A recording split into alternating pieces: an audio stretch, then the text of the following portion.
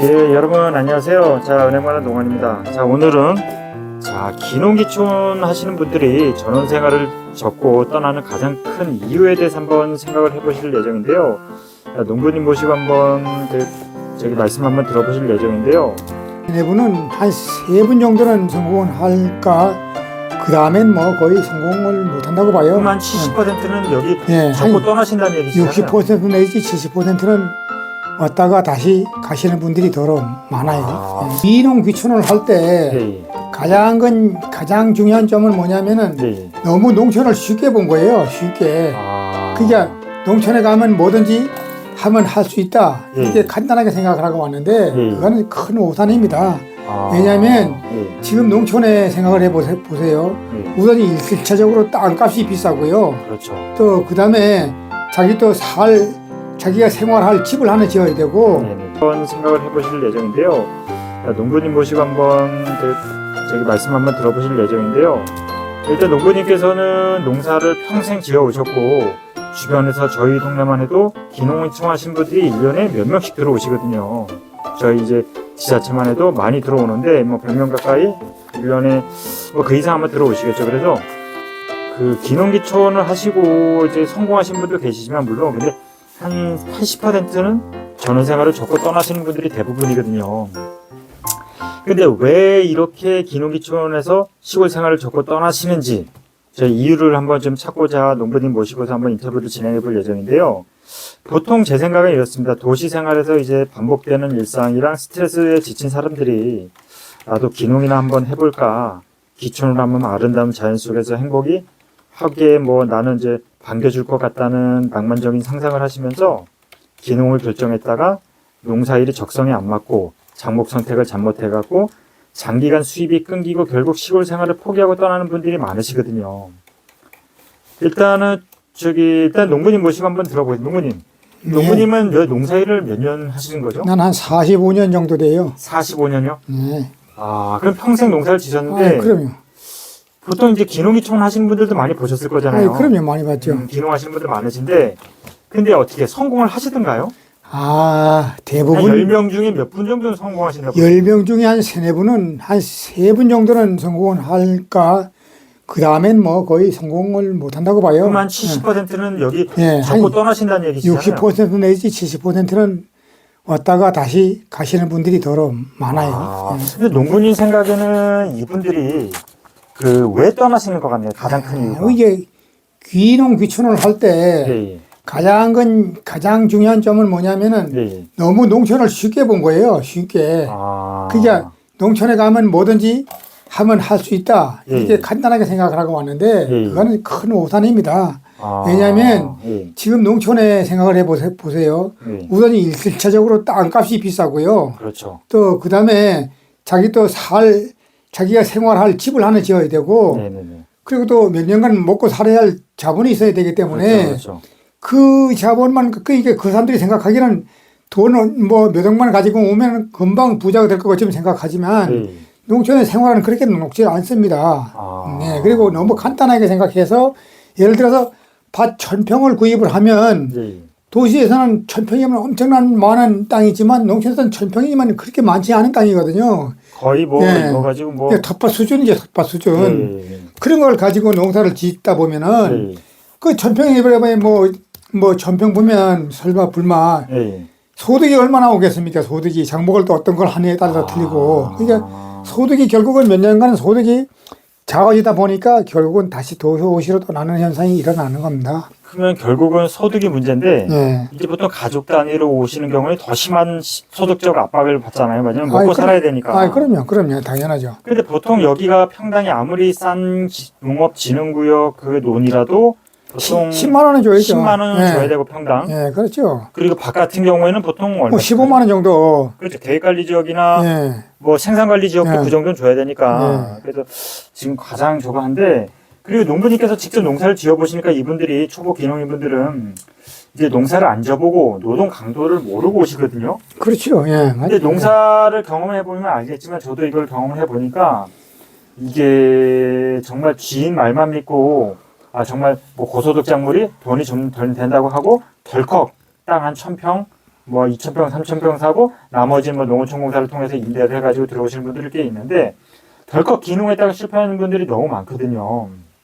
그래서 중요한 건 뭐냐면은 이게 결코 그 농사라는 직종이 결코 쉬운 직업이 아닙니다. 이게 굉장히 노동 집약적인 직업이고 또 특히 관절, 허리, 무릎, 어깨에 무리가 가가지고 장시간 이 일을 하게 되면 반드시 통증이 오게 돼 있거든요. 예, 그래서 이 부분이 있는데 그러면 그 농부님이 생각하실 때는 그러면 그 기농기촌을 성공적으로 하려면 어떤 방법이 있을까요? 어떻게 해야 될까요? 충분하게 제 생각으로는 그렇습니다. 충분하게 사전 조사를 해서 예. 충분하게 준비를 한 다음에 네네. 와서 또 농촌에서 체험을 직접 해보고 예. 그 다음에 이제 실행에 옮기는 것이 가장 실패를 작게 하는 이유 중에 하나일까 저는 그렇게 생각을 합니다. 그러면은 이제 직접 체험을 하려면 뭐 지자체에서 기농기촌 산출 프로그램이라고 예, 있어요. 예, 그렇게 뭐 있어요. 1년 예. 살아보기도 있고 예. 아주 저렴하게 이제 집을 임대해줘갖고 뭐 농가 주택을 수리해가지고 임대를 해주기도 하고 예, 있어요. 이건 모두 다 농업기술센터에서 프로그램이 있는데 예.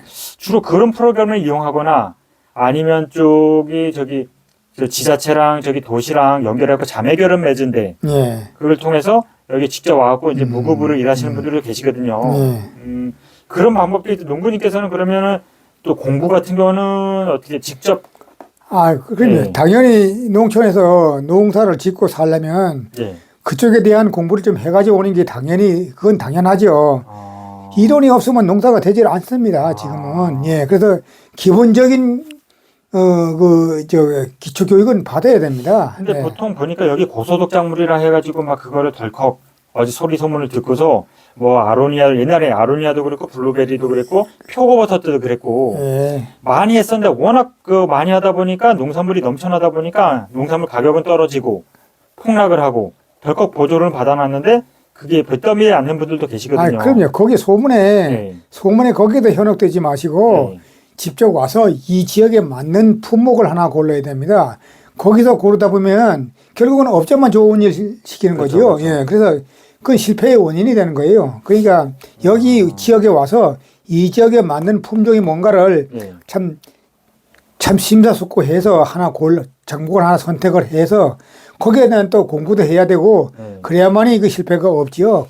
예. 그러면 가장 중요한 거는 일단 고소득 작물이 있긴 한데 덜컥 하지 말고 예, 그럼요. 일단은 기본적으로 평타를 칠 수 있는 저기 뭐 고추라든가 수수라든가 논에 있는 벼라든가 예. 평타를 칠 수 있는 안정적인 기본적인 수입을 만들어 놓고 그런 고소득 작물을 기술을 배워가지고 조금씩 넓혀가는 게 그럼요. 예. 안정적인 방법이겠네요. 그런 거는 농의 소득으로 봐야죠. 농의 소득으로. 예, 농의 소득으로 보고 예. 기본적인 소득은 안정적인 소득을 만들어 놓은 다음에 그 농의 소득을 해야만이 그 실패하는 게 실패가 적지. 거기에만 매달린다면 그거 망하면 다 망하는 거잖아요. 그렇죠. 예. 맞죠. 그래서 초보 기농인분들이 어떤 지인 말만 믿고서 덜컥 기농하지 마시고 일단은 충분히 사전 조사를 하시고 뭐 소득 작물도 선택을 하셔야겠지만 일단 현장 방문해서 직접 경험을 1년 동안 농사를 져보고서 판단하시는 걸 추천을 드려요. 예, 그렇습니다. 뭐 젊은 분들한테 도전을 해보시라고 저는 추천을 드리지만 이게 왜냐면 본인이 땀을 흘린 만큼 이제 소득을 얻을 수도 있는 반면에 또 날씨나 하늘 안 도와주거나 이상기후가 오거나 또 예상치 못한 병충해로 인해서 내가 아무리 열심히 해도 농사 같은 경우에는 수확 포기하는 경우도 발생하거든요. 그런 맹점이 있기 때문에 이런 부분을 잘 선택하시면 될 것 같고 그래서 농부님께서 말씀하신 부분처럼 일단은 이제 직접 경험을 해보고 들어오시라. 두 번째는 부모님이 농토가 있고 농사 기술이 있으시면서 후계농으로 들어오는 건 그래도 안정적이잖아요. 그럼요. 거기는 아마 그만큼 그 점수를 따고 들어오기 때문에 망할 염려가 훨씬 적어지죠.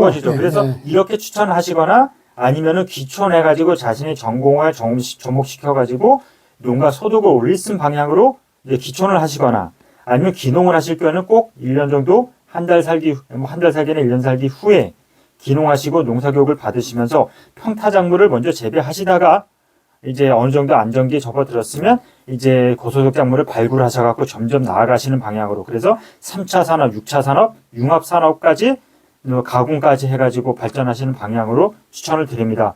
마무리해서 이제 농부님께서는 그러면 결론적으로 지금 기농기촌을 하시고자 하는 이제 은행마루 농원을 통해서 많이 문의를 주시기도 하는데 마지막으로 당부하시고자 하는 말씀이 있으실까요? 네, 제가 볼 때는 네. 일단은 귀농귀촌을 하신 다음에는 네. 똑같은 실수를 범하지 않으려면 네. 반드시 기록을 해놔야 됩니다. 이렇게 경영 기록장이라고 있는데 이걸 기록을 농부님이 이거 항상 기록을 해놓으세요. 이렇게 날짜별로 날짜별로. 매년 농사를 지으시면서 그 순간순간 계속 그러면 이거를 항상 기록을 해놔야만이 똑같은 실수를 하지 않습니다. 그리고 또 작년에 여기에서 기록을 하는데 뭘 어떻게 했는데 효과가 있더라 아니면 효과가 없더라 반드시 기록을 해놓게 되면 그 다음에 가서는 똑같은 실수를 하지를 않게 되죠. 이게 바로 소리 없는 참 자산입니다. 자산이 쌓이는 거죠. 농사할 때는 이렇게 하고 혹시 그러면 여기 귀농인분들이 걱정하시는 이제 원주민 지역민들과의 텃세라든가 요걸 많이 걱정하시는데 이 농부님 입장에서는 어떻습니까? 그거는 본인이 하기 나름이죠. 본인이 그렇죠? 하기 나름입니다. 주민들하고 원주민들하고 잘 마음을 열고 마음을 열고 화합을 하고 참 만나서 참 대화도 자주 하고 그렇죠. 이렇게 하면은 자연히 벽이 허물어집니다. 근데 괜히 이분들이 들어와 가지고 자기 땅만 소중하게 알고 남의 땅은 자기 땅에만 금 긋고 남의 땅에는 정말 알기를 우습게 알면 철조망을 치고 하면 그게 그런 게 다시 벽이 생기는 거지요. 근데 거기서 원인이 생기는 거지. 제가 그동안 이제 몇십 년 동안 한 10년 넘게 겪어본 결과 진짜 농민주민들이 굉장히 순박하고 성실한 분고 좋은 분들이 굉장히 많습니다. 그런 거는 뭐 일부에 지나지 않기 때문에 먼저 오셔가지고 이렇게 한번 웃고 가끔씩 이제 마을에 가는 모여서 식사도 한번 하시고 이게 너무 자주 참여하라는 얘기가 아니고 마을 행사가 있으면 그래도 인사라도 드리고 그렇게 하시다 보면 너무 자기중심적이지만 생각을 안 하면 이분들도 마음을 열고 그럼요. 저거 하신다는 거 아시고 그리고 땅 같은 경우에는 혹시 시골에 들어오면은 임대는 많아요. 임대할 수 있는 땅은 많아요. 근데 걱정하시는 분들이 왜 땅이 없다 그러는 거죠? 이제 처음 모르니까. 사람을 모르니까. 처음 이제 임대해 주길 꺼려 하지만 속내를 알고 보면 농촌에 지금 고령화가 돼 있기 때문에 지금 앞으로 그 임대할 땅은 많다고 봐요. 저는. 그러면 처음 들어가고 좋은 방법이 있을까요? 임대를 좀 시킬 수 있는 그게 원주민들과 화합을 잘 하게 되면은 그렇게 임대농 땅, 임차농 같은 거는 자연히 알게 되죠. 아시는 분이 얻어주는 거죠. 그럼요. 이 사람들 내 땅 좀 붙여봐라고. 사람이 성실하다고 느껴지면 그런 건 얼마든지 할 수가 있어요. 기본은 성실이고 이제 밭을 잘 관리하는 거군요.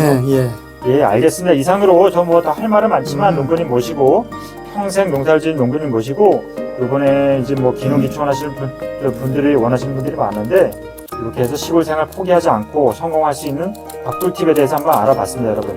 요거 참고하셔가지고 기농기촌 하시는 분들, 자, 요거 참고하셔가지고 이렇게 줄 잘 준비하셔가지고 이렇게 자연과 함께 이제 행복한 삶 누리실 수 있도록 하시기 바라고 그 곁에 또 은행만은 농원이 함께하겠습니다, 여러분. 감사합니다. 앞으로도 유익한 정보로 찾아오겠습니다, 여러분. 감사합니다. 좋아요, 구독, 알림 설정은 여기서 큰 힘이 됩니다, 여러분. 감사합니다.